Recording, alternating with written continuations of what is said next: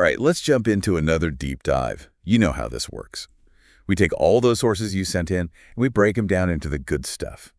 Today we're looking at a chapter from the 7 stages of purification and the insight knowledges. It's all about how to, well, become enlightened through Buddhist meditation. Yeah. Specifically, chapter 3, purification of view.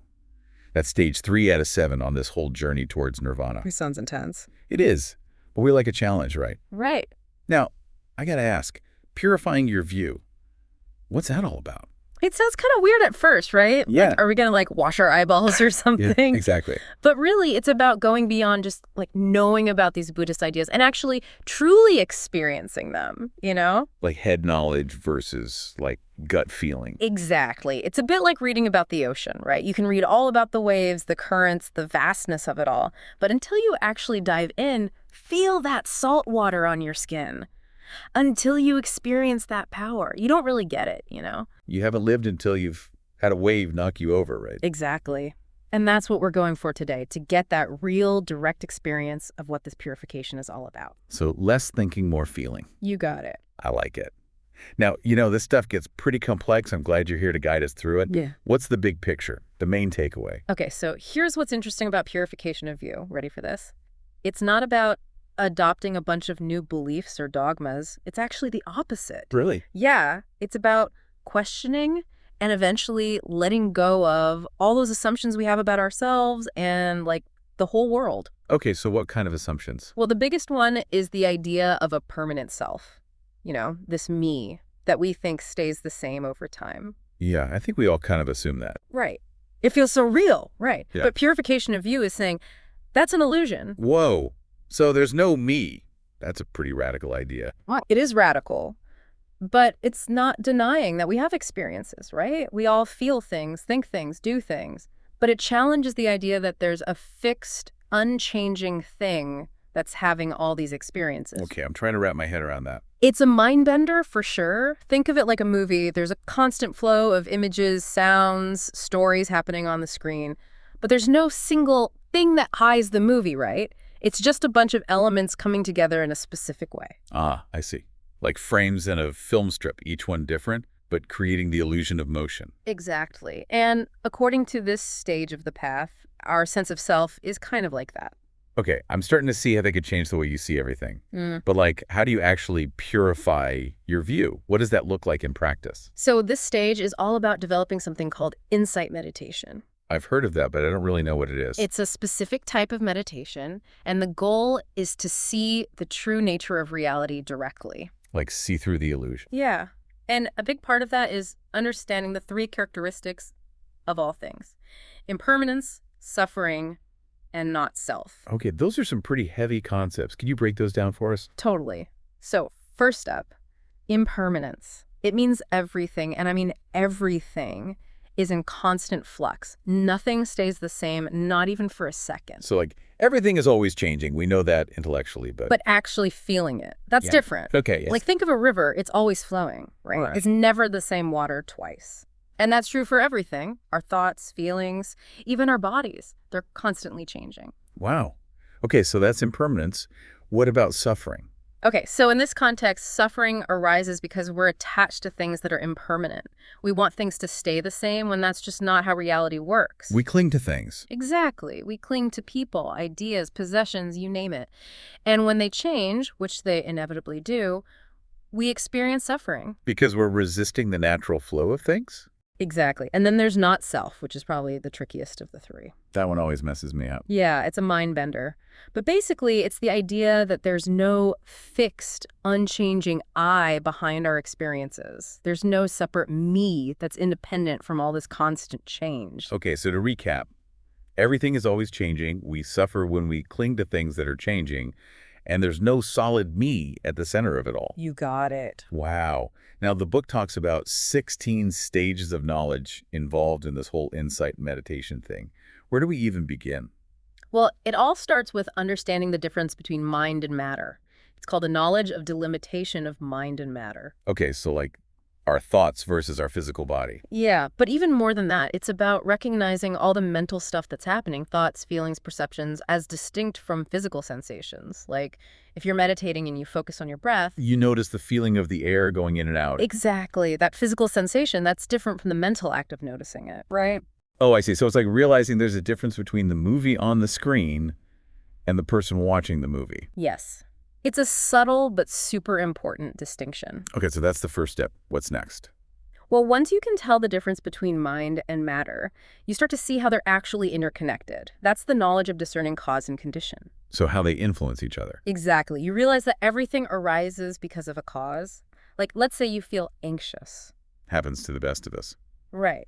So you notice that your breathing gets all shallow and rapid. Oh, yeah, for sure. Or the other way around, if you slow down your breath on purpose. Sometimes that helps calm me down. Right. So you see how the mind and body are constantly influencing each other, and everything's happening within this web of cause and effect. It's like a feedback loop. The mind affects the body affects the mind. Wow, I'm already starting to see how understanding that could be helpful in my own life. It can be really powerful, and it goes even deeper.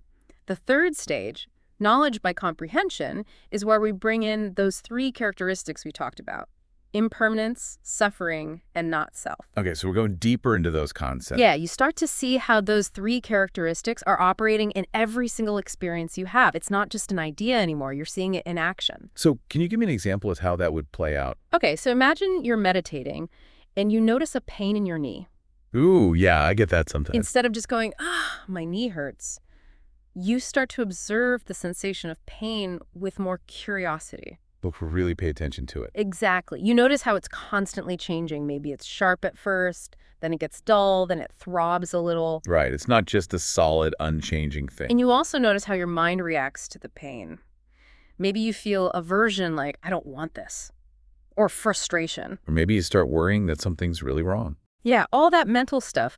But instead of getting swept away by it all, you create some space between you and the experience. So it's like you're becoming the observer. Yes. And in that space, you can start to see how the pain itself, your reaction to the pain, and even your sense of me as the one experiencing the pain, all of that is impermanent, constantly shifting. Wow, that's a whole different way of looking at things. But I imagine that level of introspection can be kind of intense. Yeah. Are there any, potential pitfalls to watch out for? Oh, absolutely. The book talks about 10 imperfections of insight that can pop up, and they can be tricky because they feel pretty profound. So you might think you've reached some kind of deep understanding, but it's actually a distraction. Exactly. It's like thinking you've reached the peak of a mountain when you've only climbed a small hill. These imperfections lead to craving, pride, and clinging to wrong views, which ultimately just get in the way of true liberation. So how do you avoid those traps? The key is recognizing them for what they are. Temporary experiences, not the real deal. You don't cling to them, you don't identify with them, and you don't let them derail your practice. So it's about learning to be discerning. Exactly. Like, you might have a moment of intense joy or clarity during meditation, but instead of holding on to that and trying to recreate it, You just let it go. you observe it arise and you observe it pass away, just like everything else. That's amazing. So if you get good at recognizing those traps, what happens next? Well, as you get more skilled at this, you start to approach a really pivotal point: the knowledge of arising and passing away. Okay, that sounds important, like a big turning point. It is. This is where you move from that conceptual understanding we've been talking about to direct experiential insight. It's like, remember that cake analogy? Yeah, tasting the cake instead of just reading the recipe. Exactly. So you're no longer just thinking about impermanence, suffering, and not self. You're actually seeing them directly in your own experience. That's incredible. Right. And this knowledge unfolds in two phases. There's an undeveloped phase and a mature phase. In the undeveloped phase, you're still kind of prone to those imperfections we talked about. But as you keep practicing, you eventually reach the mature phase, and that's where you can see things arising and passing away with so much clarity. Wow, that sounds pretty amazing. It really is. And I bet that direct experience changes everything, right? It's incredibly transformative. This is where it all starts to come together. Seeing impermanence directly, it shifts your whole perspective. You start to see through the illusion of a permanent self, and you get a glimpse of the true nature of reality. So that sounds better. Well, freeing. It is. You no longer feel the need to grasp at things or try to make them stay the same. You can just be with the experience however it is. Okay, I'm really starting to get this. But I got to ask, is there a downside? Rama, Does it ever feel scary, seeing everything is impermanent? that's a great question. And honestly, yeah, it can be a little unsettling. But that's a conversation for our next deep dive. Okay, you've got me hooked. We'll go even deeper into this next time. I can't wait. We've covered so much ground already, from those basic principles of impermanence, suffering, and not self, to all the different stages of this insight meditation. Yeah, we've even touched on those tricky pitfalls and how to avoid them. Right. But there's still more to discover in this whole purification of view thing, isn't there? Oh yeah, there's a lot more. And it involves one of the most profound and maybe a little unsettling insights on this path, the knowledge of dissolution. Oh, that sounds intense. It is, but in a good way. We'll save that for next time. I'm on the edge of my seat. Can't wait to dive into that in our next session. But for now, thanks to our listeners for joining us on this journey into the heart of purification of view. We'll catch you back here for part 2. See you there? All right, let's take a quick break and we'll be right back. Sounds good. All right, welcome back to our deep dive into this whole purification of view thing. Last time, we were talking about those early stages of insight meditation, remember? Building up to that knowledge of arising and passing away. Yeah, where you start to really experience how everything is impermanent, like actually feel it, not just think about it. Exactly, like tasting that cake instead of just reading the recipe. Right, that's a good one. I like that. But as we go deeper into this purification process, things get, well, even more intense. Oh, how so? Well, we encounter something called the knowledge of dissolution, and it can be a pretty unsettling experience, to be honest. Okay, now I'm really intrigued. But I have to admit, I'm a little nervous too. We talked about how even just seeing things arise and pass away can be kind of unsettling. But this sounds like it goes even further. It does. You see, with the knowledge of arising and passing away, you're focusing on both sides of the experience, the arising and the passing. But with the knowledge of dissolution, you're shifting your attention primarily to the passing away, the dissolving nature of reality. Okay, so like everything is falling apart. That's a good way to put it. It's like, imagine watching someone build a sandcastle on the beach. They're carefully shaping it, adding all these details. Yeah, it's beautiful, intricate. Exactly. But then the tide comes in, right? Wow. And the waves just wash it all away. That's kind of what this knowledge of dissolution is like. You're seeing everything, including yourself, disintegrating before your eyes. Whoa. I can see how that would be kind of scary. It can be. But it's also incredibly liberating because it helps you to see through the illusion of permanence. So how do we work with that fear? What are we supposed to do when we feel like everything is falling apart? The key is to remember that this feeling, like everything else, is impermanent. It will arise and it will pass away. The practice is to simply observe it, acknowledge it, and allow it to be there without resisting it. Don't fight it. Exactly. Just like if you were caught in a strong current in the ocean. You wouldn't try to swim against it, right? You'd just try to stay afloat and let the current carry you until it subsides. That's a good analogy.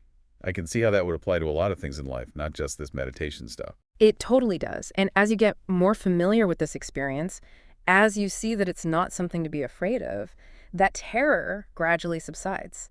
And what takes its place is a sense of peace and equanimity, even in the face of all that change. So it's like you're building up a tolerance for the truth. You got it. The more you expose yourself to it, the less reactive you become.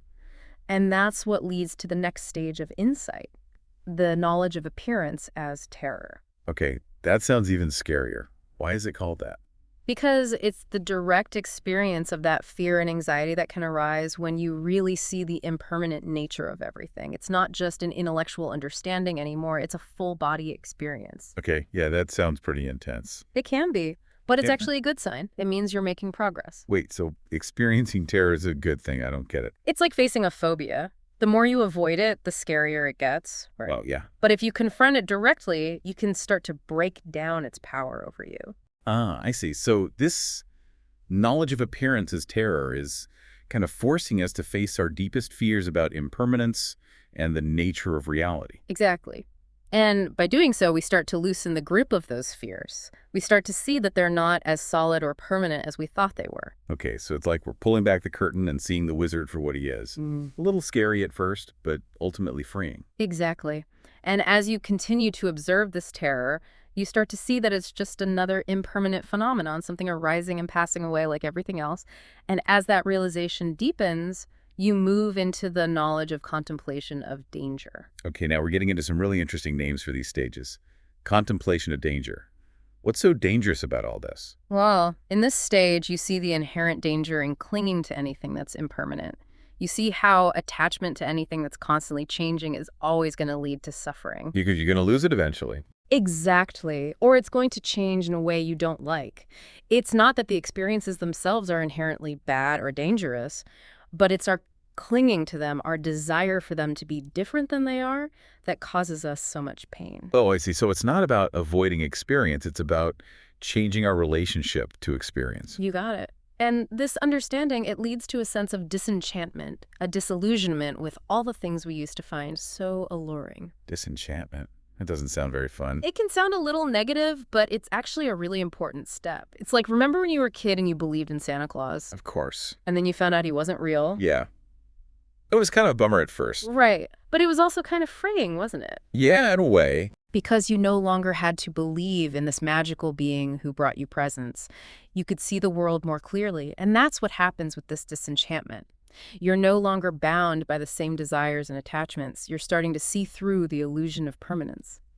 And that opens up space for something much more real, more fulfilling. Okay, that makes sense. So this knowledge of contemplation of danger, it's not about becoming like a grumpy hermit who rejects the whole world. No, not at all. It's about seeing the world clearly, without the rose-colored glasses of attachment and craving. It's about waking up to reality. And when you do that, you naturally start to desire something more, something deeper, something that can truly bring lasting happiness. So this disenchantment, it's not the end of the journey. Nope. It's actually the fuel for the next stage, the knowledge of desire for deliverance. Ooh, okay. That sounds promising. Tell me more. We'll dive into that after a quick break. All right, we're back and ready to keep diving deep into this purification of you. We've been talking about some pretty heavy stuff like, reality dissolving and all that. It's not about getting stuck in the fear, right? Exactly. It's about using those feelings to get to a place of real understanding and freedom. Okay, so where do we go from here? So remember how we were talking about that knowledge of contemplation of danger? How seeing the danger in clinging to things leads to that feeling of disenchantment. Yeah, like the world isn't quite as shiny and new as we thought it was. Kind of a bummer, but also a relief in a way. Exactly. And in this next stage, it's called the knowledge of contemplation of disenchantment. You're not just thinking about this disenchantment, you're actually feeling it. It's like this visceral turning away from the stuff that used to grab your attention. All those things you thought would make you happy, they just don't have the same pull anymore. So you're seeing through the illusion, basically. Yeah, and it's not like you become this grumpy person who hates everything. It's more like your priorities start to shift. You start to value things like inner peace, wisdom, compassion, things that actually last. Okay, now that sounds pretty good to me. So does all this disenchantment actually lead to happiness? It can, because you're not all caught up in your desires anymore, You're not so attached to things working out a certain way, and you're not constantly craving more. It frees you up to just be present without all that grasping and clinging. So it's not about rejecting the world. It's more about changing how you relate to it. You got it. It's about seeing things clearly without those rose-colored glasses of attachment. And as you do that, you naturally start to want something more, something real, something that can actually bring lasting happiness. Okay, this is getting really interesting. So disenchantment isn't the end goal. It's like the fuel for the next stage. Right. And that next stage is called the knowledge of desire for deliverance. Deliverance. From suffering. All those things we've been talking about, the impermanence, the clinging, the anxiety, it all adds up to suffering, right? And at this stage, you start to really long to be free from all of that. Makes sense. But is it like a selfish desire? Just wanting things to be better for yourself? Actually, no. It's more like you start to see how everyone is caught up in the cycle of suffering, and you want to find a way to help, to break free, not just for yourself, but for everyone. Oh, wow. That's pretty powerful. Yeah. So what happens next? How do you actually start to find that deliverance? Well, as that desire for liberation grows, it naturally leads you to think more deeply about the nature of reality, really contemplate things. And that brings us to the knowledge of contemplation of reflection. So it's like you're not just wishing for freedom. You're starting to investigate how to actually achieve it. Exactly. It's about turning your attention inward, looking at your own mind, and examining your experience. You think about the teachings you've learned, the nature of suffering, and the path to liberation. But it's not just thinking, it's actually experiencing all of this stuff. So taking all those abstract ideas and trying them on for size in your own life. Yes, that's a great way to put it. This stage is about making the teachings come alive, making them real in your own experience. I like that. So what happens as you start to look at your life and the world through this new lens of understanding? Well, you start to see things differently. You might get a deeper understanding of how everything is interconnected, and you really start to see those three characteristics we've been talking about: impermanence, suffering, and not just as concepts, but as the actual reality of, well, everything. Wow. Okay, so that must lead to some big changes It does. You start to find a lot more peace and equanimity. because you're not so reactive to everything anymore. Like you can just ride the waves a little better. Yeah, you're not as attached to things being a certain way, and you're not as bothered by the ups and downs of life. You start to see things more clearly, and you respond with more wisdom and compassion. So it's not about becoming emotionless, it's about becoming more skillful with your emotions. Exactly.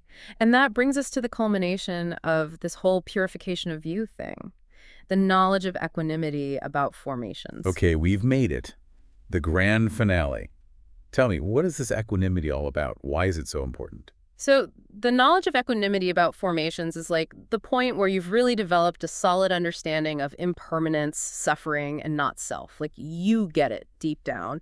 And that understanding brings this profound sense of equanimity, a state of mental balance and composure that nothing can really shake. So no matter what life throws at you, you can stay calm and centered. Exactly. You've got this inner stability now that helps you navigate those challenges with, like, grace and ease.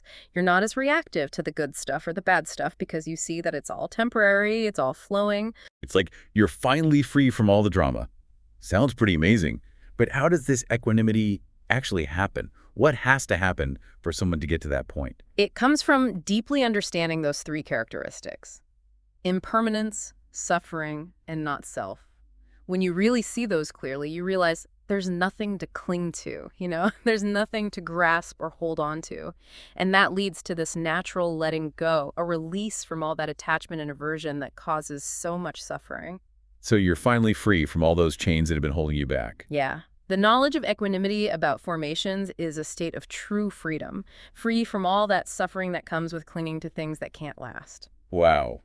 This has been an amazing exploration of this purification of view thing. We've covered so much ground, from those basic ideas of impermanence and suffering to this incredible experience of equanimity. It's a lot to take in, but hopefully it's given our listeners a taste of what's possible. I think so. And for our listeners, if you're feeling inspired to learn more, we encourage you to check out the 7 stages of purification and the insight knowledges. It's a deep dive for sure, but it's so worth it. And hey, if you're already on the path of meditation, keep going. You never know what insights are waiting to be discovered. Absolutely. And remember, it's all about practice, patience, and keeping an open mind. Great advice. Well, that's all the time we have for today. Thanks for joining us on this journey into the heart of purification of view. Until next time, keep exploring, keep practicing, and keep those minds open. See you next time.